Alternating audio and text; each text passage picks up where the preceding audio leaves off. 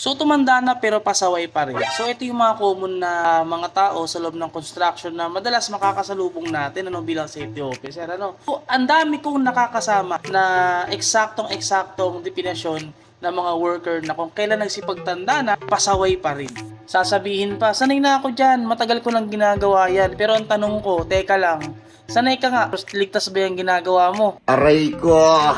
Alam nyo kasi mga tatay, yung experience na yan, kahit gaano pa katagal yan, dapat ginagamit yan sa tama. Hindi para umiwas sa safety, hindi para maging pasaway. Kasi ang tunay na veterano, ang tunay na skilled, ang tunay na matagal sa construction, hindi na kailangan sabihan ng paulit-ulit. Dapat alam nyo na kung ano dapat ang tamang galawan at alam nyo na kung paano umiwas sa disgrasya. Pero kung hanggang ngayon, matigas pa rin ang ulo, baka hindi experience ang tawag sa'yo. Baka isa ka na sa mga liability. Alam nyo po kasi sa SAI, pare-parehas lang po tayo. Walang bata, walang matanda, walang eksperyensado, walang baguhan.